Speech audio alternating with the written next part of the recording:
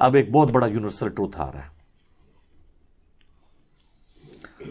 سورہ النساء کی آیت نمبر 78 میں، اینما تکونوا، تم جہاں کہیں پر بھی ہو، یدرکم الموت، موت تمہیں آ کر رہے گی.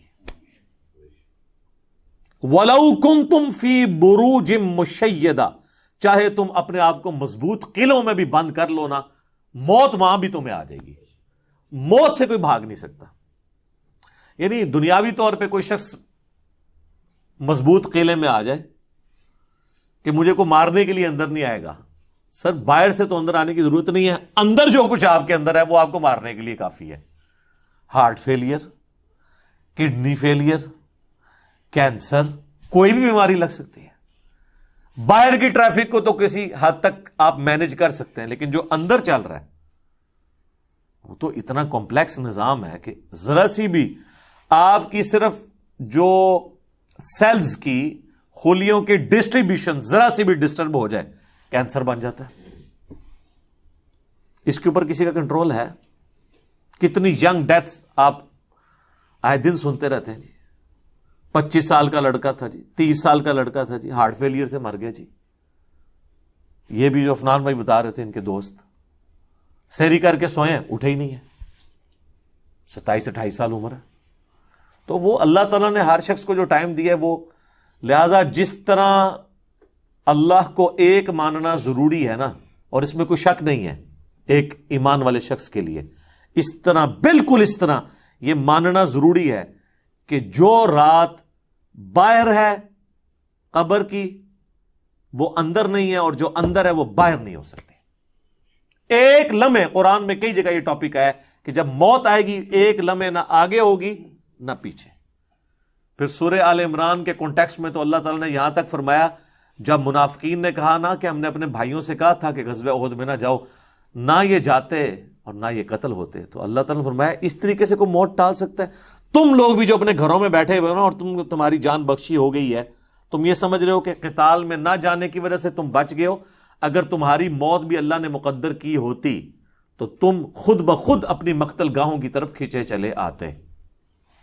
اور اس کو سپورٹیو حدیث ہے صحیح مسلم کی، نبی علیہ السلام نے غزوہ بدر سے ایک دن پہلے زمین پہ لکیریں کھینچی تھی.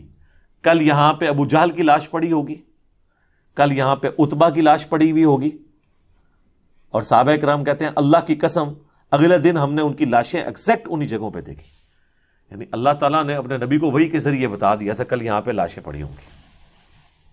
تو وہ اللہ نے ان کا موت کا وقت مقرر کیا ہوا تھا نا، اور نبی علیہ السلام کو بتا دیا، آپ نے اپنی امت تک وہ پیغام پہنچا دیا.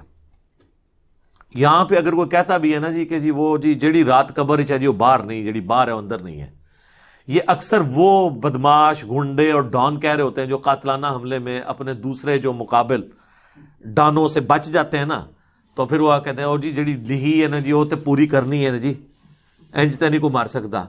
پھر ساتھ یہ بھی جملہ بولیں گے کہ جی وہ جو ہے نا مارنے والے سے بچانے والا جو ہے وہ ذات بڑی ہے. او بھائی مارنے والے بھی اللہ کی ذات ہے، بچانے والی بھی اللہ کی، کوئی بڑی نکی نہیں ہے، ایک کی ذات ہے جو مارتی بھی ہے بچاتی بھی ہے. لیکن ظاہر ہے وہ اس کانٹیکسٹ میں کہہ رہے ہوتے ہیں کہ کوئی شخص کسی کو نہیں مار سکتا، تو بالکل ٹھیک ہے. اب اس کے بعد ہونا تو چاہیے اس کی بقیہ کی زندگی پھر دین کے مطابق گزرے. بقیہ یہ ہوتا ہے کہ وہ پھر 4-5 گنڈے اور اکٹھے کر کے اپنا بدلہ اتارتا ہے اپنے مخالف سے، یہ رزلٹ نکالتا ہے اس سے. حالانکہ جو یہ شخص کہہ رہا ہے کہ جی جو رات قبر میں ہے وہ باہر نہیں اور جو باہر ہے وہ اندر نہیں، اس کے بعد تو پھر اس کی زندگی چینج ہونی چاہیے نا، اسے اپنی موت اتنی سامنے دیکھ کے اسے اپنی آخرت کی تیاری کرنی چاہیے نا.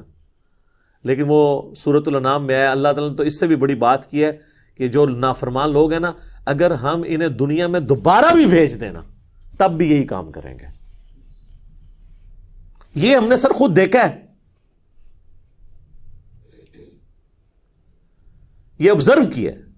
میرے اپنے آفس کے کولیگ ایک دفعہ کراچی سے فلائٹ لے کے تو وہ آ رہے تھے اسلام آباد، تو راستے میں کافی زیادہ موسم خراب ہو گیا. تو اور آپ کو پتہ ہے جب موسم خراب ہوتا ہے تو جہاز تو پھر ایک کٹی پتنگ کی طرح ہے نا، تیز ہوا کے اندر اس کو آپ لینڈ نہیں کروا سکتے، اور اڑے گا بھی تو کتنی دیر اڑے گا. ایسی جگہ لے کے جانا پڑے گا جہاں پہ موسم ٹھیک ہو، اور ادھر پہنچنے سے پہلے اگر فیول ختم ہو گیا پھر تو جا کے وہ جنت یا جہنم میں ہی لینڈ کرے گا، دنیا میں نہیں لینڈ کر سکتا۔ تو وہ کہتے ہیں کہ جی بس جو لینڈنگ سے تھوڑی دیر پہلے ہی موسم خراب ہو گیا تو وہ پھر جہاز دوبارہ اٹھا لیا اس نے، پائلٹ نے، لیکن وہ جہاز قابو میں نہیں آ رہا تھا، اور آپ کو پتا ہے وہ پھر اچانک جو ہے نا کافی زیادہ گہرائی پہ وہ نیچے آتا ہے جہاز، یعنی ہوا میں اگر وہ سپوز تقریباً یہ 747 تو 10 کلومیٹر ہائٹ تک اڑتا ہے، تو وہ ایک کلومیٹر ایک سیکنڈ میں ایک دم نیچے آتا ہے۔ وہ جب ایک دم نیچے آتا ہے نا تو وہ ظاہر ہے کہ اگر آپ نے سیٹ بیلٹ نہیں باندھی ہوئی تو آپ جا کے تو جہاز کی چھت سے جا کے لگیں گے، تو وہ بیلٹ پہلے بندھوا لیتے ہیں، اور پھر وہ اتنی زور سے کانپتا ہے۔ یہ تو میں نے خود بھی چائنا کی فلائٹ میں ایئر پاکٹس آتی ہیں پاکستان سے چائنا جاتے ہوئے، اتنی زور سے کانپتا ہے وہ جہاز کہ لگتا ہے کہ وہ یہ ابھی ٹوٹ جائے گا، ٹکڑے ٹکڑے ہو جائے گا، کیونکہ وہ ویسے تو انہوں نے ظاہر ہے وہ ہمارے علماء کرام نے تو نہیں بنایا ہوا کہ ناخالص ہو، وہ یعنی بڑا صحیح ڈیزائن کیا ہوتا ہے انجینئرز نے، اور اس کے اندر پوری ایک شاک ابزارو کرنے کی صلاحیت ہوتی ہے، وہ ہلتا بھی رہنا، وہ ٹوٹتا نہیں ہے، اس میں کافی ٹرسز لگا کے لچک موجود ہوتی ہے۔ بہرحال پھر بھی جو بندہ اندر بیٹھا ہوا ہے اس کو تو یہ سارے لوگ تو سائنسدان تو نہیں بیٹھے ہوتے، اور لگتا ہے کہ جناب ابھی جان گئی کہ، تو وہ جناب وہ کہتے ہیں کہ جی یعنی اس طرح لوگ کلمے پڑھ رہے تھے اور جناب چیخو پکار استغفر اللہ، جیسے کہ ابھی اگر اللہ نے ان کو دوبارہ بھی دنیا میں بھیج دیا، کیونکہ اب تو ان کے آخری وقت ہی قریب آیا ہوا تھا نا، وہ تو یہ کنکلوڈ کر لیا، تو یہ اب جاتے ہی جو ہے نا ادھر سے مطلب سیدھا گھر نہیں جائیں گے، یہ مسجد میں جا کے پہلے وہ سنت والے 2 نفل پڑھیں گے جو سفر سے واپسی میں پڑھے جاتے ہیں، اور جتنی بے پردہ عورتیں اتریں گی یہ اتر کے اب جا کے پردہ یعنی وہ بلکہ یہ جہاز میں بیٹھی ہوں گی اور موبائل پہ کہیں گی کہ جی برقع جو ہے خرید کے لے کے آؤ، ادو تک میں لینا ہی نہیں جہاز تو جدو تک کہ منو کو برقع نہیں دے گا، ٹھیک ہے نا جی۔ اور جو ہے نا وہ نماز کا ٹائم ہوا ہے تو وہ جہاز میں پہلے نماز پڑھیں گے تب نیچے اتریں گے، لیکن ایسا کوئی نہیں ہوتا، اس ٹائم چیخیں ہوتی ہیں اور لگتا ہے کہ جناب گئے کہ گئے۔ تو وہ کہتے ہیں خیر وہ سٹیبل ہوا، وہ سیالکوٹ لے گئے اس جہاز کو، تو وہ جب اتارا تو جناب اب لوگ چیخو پکار کر رہے ہیں جی ہمیں جہاز سے باہر نکالیں، لیکن جہاز کا تو اصول ہے، وہ کہتے ہیں نہیں جی جدھر کی سواری ہے وہی اتاریں گے، تھوڑی دیر ریسٹ کریں گے، جب موسم ٹھیک ہو تو دوبارہ اڑیں گے۔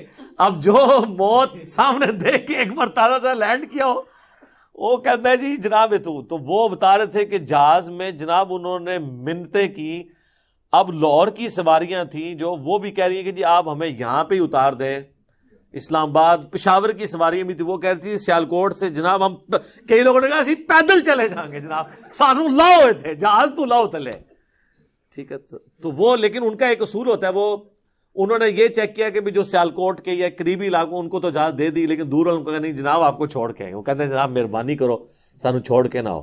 تو اس طرح موت کا یعنی روب طاری ہوا ہوتا ہے۔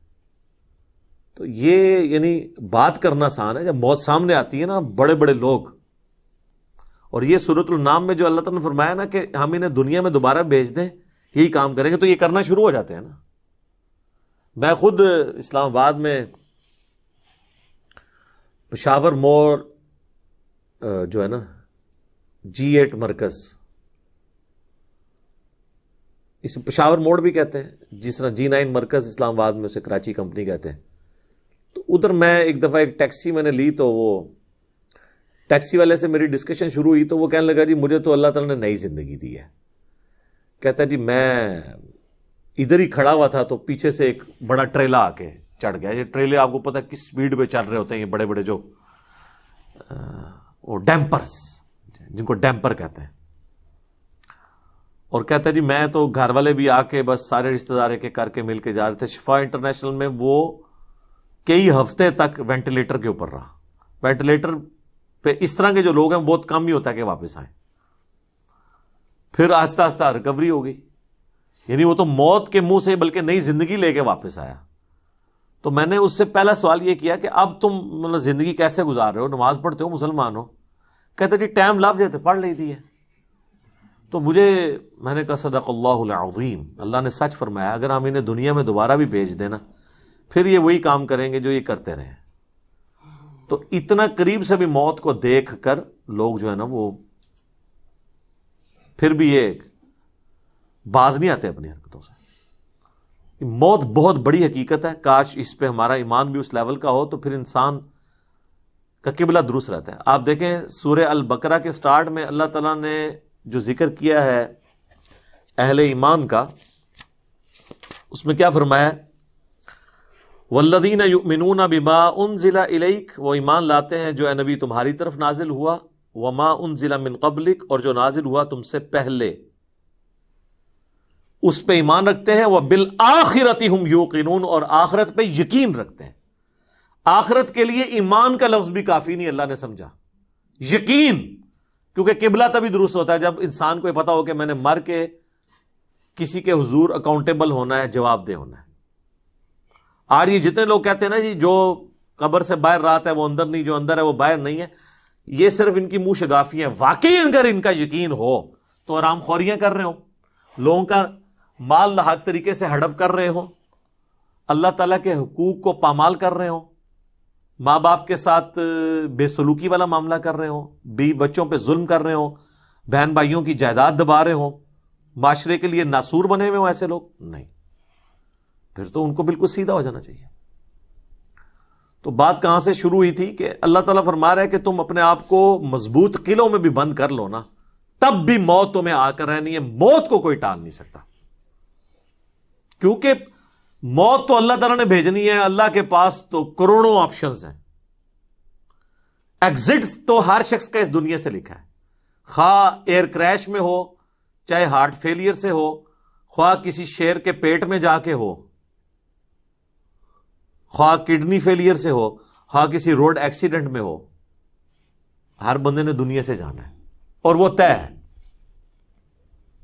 اس سے آگے پیچھے نہیں ہوگا.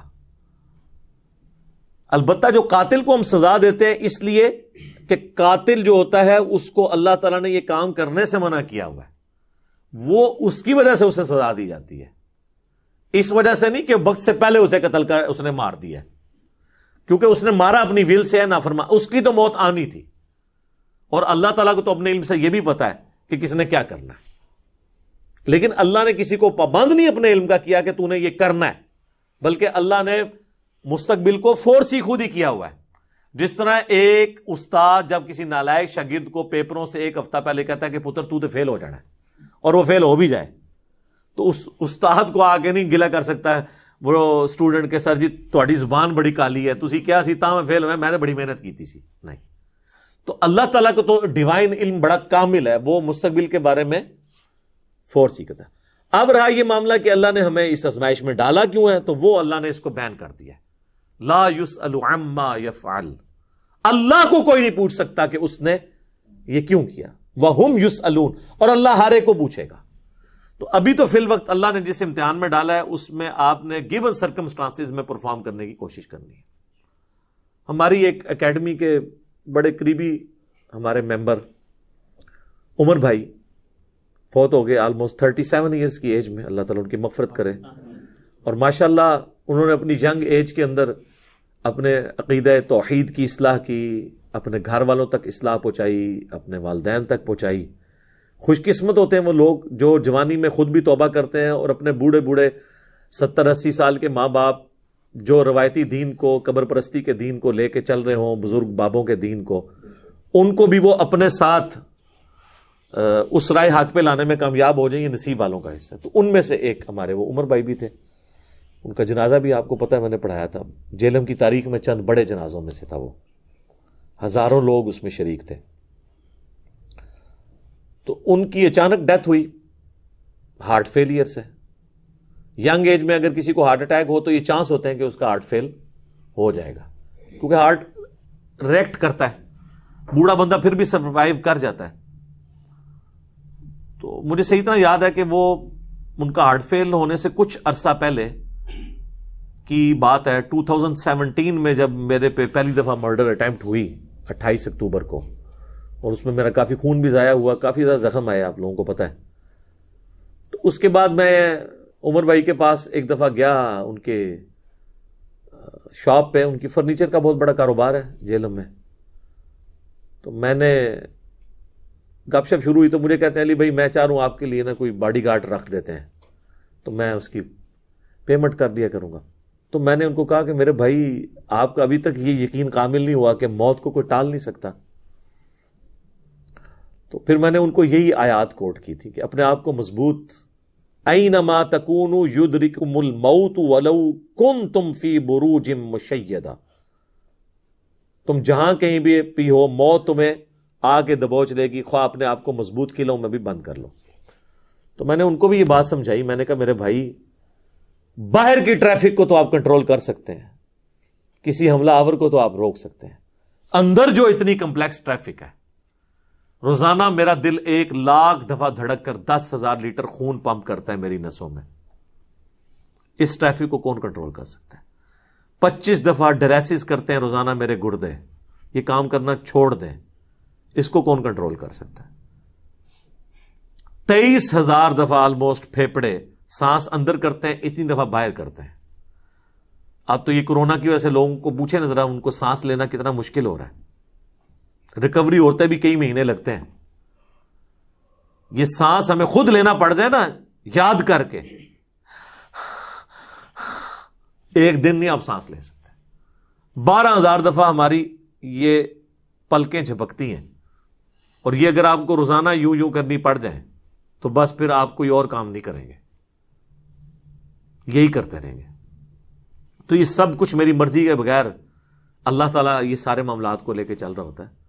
تو ہم باہر کی ٹریفک کو تو شاید مینج کر لیں کسی حد تک، وہ بھی کنفرم نہیں ہوتا. کئی بار روڈ ایکسیڈنٹ میں آپ دیکھتے ہیں لوگ اپنی جگہ پہ صحیح سائڈ پہ جا رہے ہوتے ہیں، مخالف سمت سے کوئی گاڑی آتی ہے، اس کا ٹائر پھٹتا ہے، وہ لڑکتی ہوئی دوسری طرف آ کے 4-5 بندے نیچے دے دیتی ہے. اب ان کا تو کوئی قصور نہیں ہے، وہ تو ہوتے ہی دوسری. یہ تو میں نے خود اس طرح کے ایکسیڈنٹس اپنی آنکھوں سے بھی دیکھے ہیں، تو پتہ ہی نہیں چلتا. تو باہر کی ٹریفک کو آپ کسی حد تک مینج کر لیں گے، لیکن اندر کی ٹریفک کو تو کوئی بھی نہیں کر سکتا. اور دیکھیں کچھ عرصے کے بعد ان کی اندر کی ٹریفک ہی فیل ہوئی اور دنیا سے چلے گئے. اللہ تعالیٰ ان کی مغفرت کرے، انہیں نیک کاموں کا اجر دے، ان کی برائیوں سے درگزر کرے، اور ہمیں بھی اپنی موت سے پہلے پہلے قبر و آخرت کی تیاری کرنے کی توفیق عطا فرمائے. اللہم من احییتہ منا فاحیہ علی الاسلام ومن توفیتہ منا فتوفہ علی الایمان، آمین. وَإِن تُصِبْهُمْ حَسَنَةٌ، اور جب انہیں کوئی اچھائی یا بھلائی پہنچتی ہے، يَقُولُوا هَذِهِ مِنْ عِنْدِ اللَّهِ، تو یہ کہتے ہیں یہ اللہ کی طرف سے ہے، اللہ کا بڑا کرم ہے. یہاں پہ بھی لوگ کہتے ہیں نا اللہ کا بڑا فضل ہوا جی، بالکل ٹھیک ہے، یہ بات بالکل درست ہے اگر واقعی یہ یقین ہے تو. وَإِن تُصِبْهُمْ سَيِّئَةٌ، لیکن جب کوئی تکلیف پہنچتی ہے نا انہیں، دین کے راستے میں تکلیفیں تو آئیں گی، يَقُولُوا هَذِهِ مِنْ عِنْدِكَ، وہ کہتے ہیں کہ اے نبی یہ تمہاری وجہ سے سب کچھ ہوا ہے، نعوذ باللہ. یہ آپ اندازہ کریں کہ یہ امتحان کتنی مشکل چیز ہوتی ہے کہ بڑے بڑے لوگوں کے بھی پاؤں ڈگمگانا شروع کر دیتے ہیں. یہاں پہ بھی ہوتا ہے جب کوئی وہ جی جناب اے نہ ہوتا، بس ایڈا تھوڑا مسئلہ ہویا نا تو تسی دیکھتے جناب کوئی مسئلہ نہیں، سب کچھ ٹھیک ہے. ہمیں بھی کئی لوگ کہتے ہیں جناب کہ یہ جو یہ ہے نا، آپ اس ٹاپک میں یہ 1-2 جملے آپ نہ بولیں تو آپ دیکھیں کچھ نہ جناب، جملے یہ سب کچھ یہ اس وقت تک راضی نہیں ہوں گے جب تک آپ ان کی ملت پہ نہ آ جائیں. ان کو جملوں کا مسئلہ نہیں ہے، ان کو مسئلہ یہ ہے کہ جو ان کے لوگ ان کو چھوڑ گئے، اور ان لوگوں کے ساتھ ان کا روزگار وابستہ ہے، ان کے چندے وابستہ ہے. وہ تو جب تک ان کی ملت پہ نہیں آئیں گے وہ راضی نہیں ہوں گے. اور اس کا ثبوت یہ ہے کہ جو باتیں ہم نے کہی نہیں ہوتی وہ ہمیں تھوپ رہے ہوتے ہیں آؤٹ آف کنٹیکسٹ. تو پھر وہاں تو اس طرح کے تو کوئی کلپ نہیں بننے چاہیے جس میں میں نے ایک بات ایک انداز میں کی نہیں ہے اور وہ اس کو جان بوجھ کے کر رہے ہیں. یہ تو نہیں ہونا چاہیے. تو وہ جو بےایمانی پہ اترے ہیں ان کا کوئی علاج نہیں ہے.